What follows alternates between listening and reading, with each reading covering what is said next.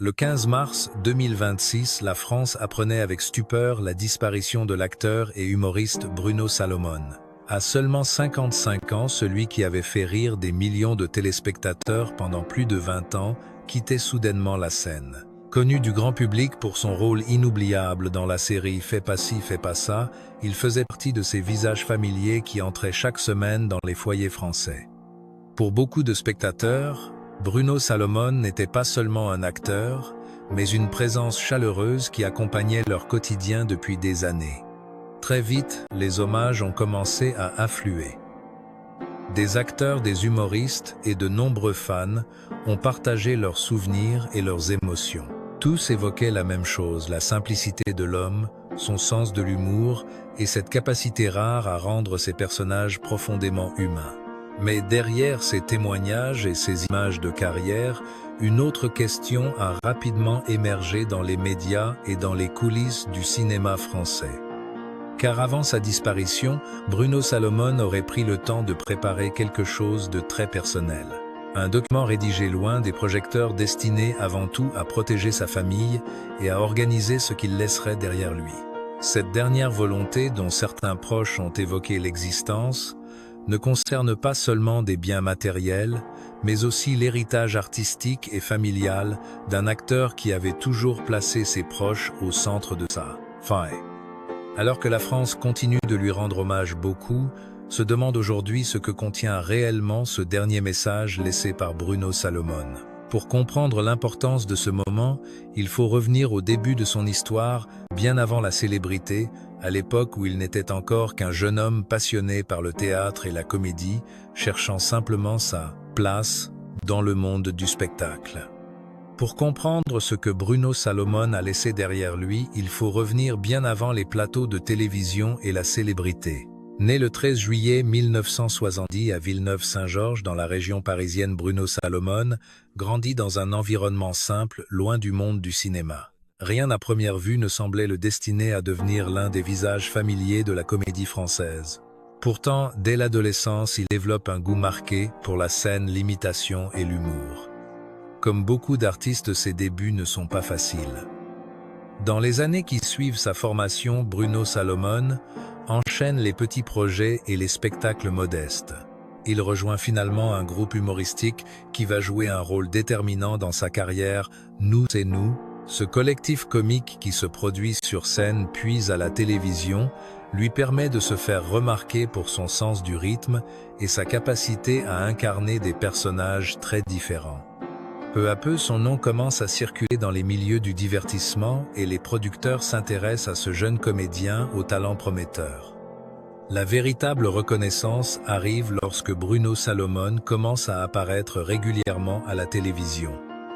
Son humour accessible et son jeu naturel séduisent rapidement le public. Il enchaîne alors les rôles dans différentes comédies et programmes humoristiques, construisant une carrière solide dans le paysage audiovisuel français.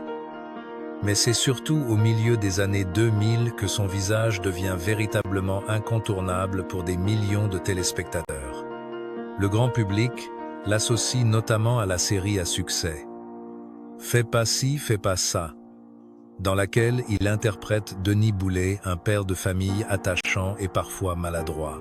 Ce personnage profondément humain et drôle va marquer toute une génération de spectateurs. Pendant plusieurs saisons, Bruno Salomon devient l'un des piliers de la série et son interprétation contribue largement à son succès durable.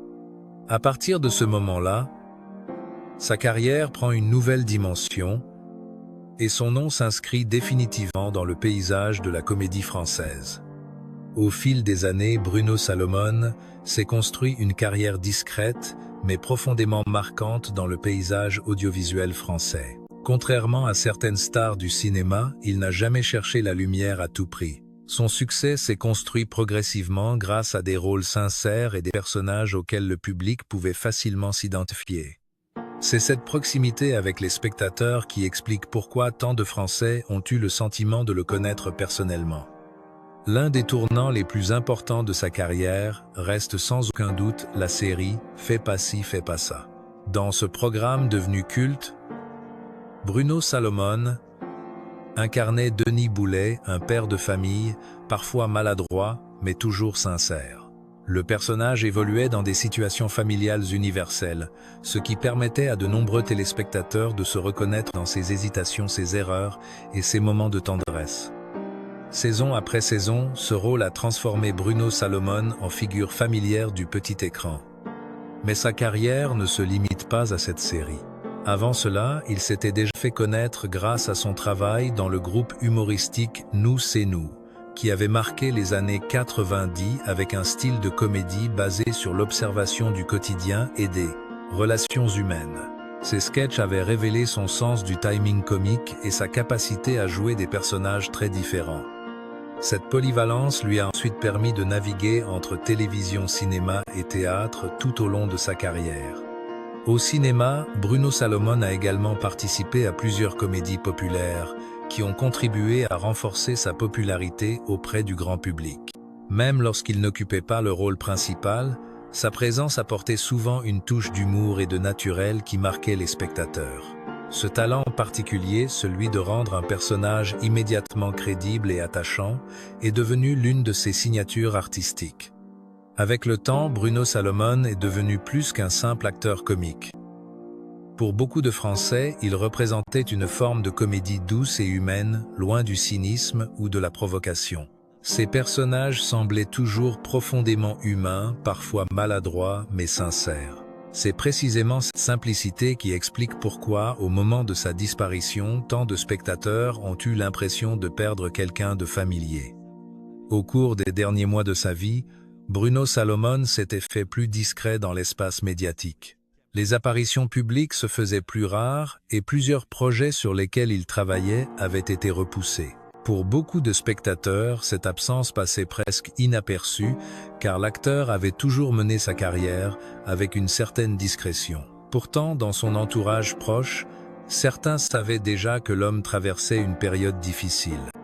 Selon les informations relayées par plusieurs médias français, après sa disparition, Bruno Salomon luttait depuis quelque temps contre un problème de santé sérieux. Fidèle à sa nature réservée, il avait choisi de garder cette bataille loin des regards du public. Très peu de détails avaient filtré et même certains de ses collègues ignoraient l'ampleur de la situation. Ce choix de rester discret correspondait parfaitement à l'image qu'il avait toujours donnée, celle d'un artiste qui privilégiait la simplicité et la vie familiale plutôt que l'exposition médiatique. Le 15 mars 2026, la nouvelle de son décès s'est répandue rapidement dans les rédactions et sur les réseaux sociaux. L'annonce a provoqué une vague d'émotions dans le monde du cinéma et de la télévision. Plusieurs acteurs, réalisateurs et humoristes ont exprimé leur tristesse, rappelant à quel point Bruno Salomon était apprécié pour sa gentillesse et son professionnalisme.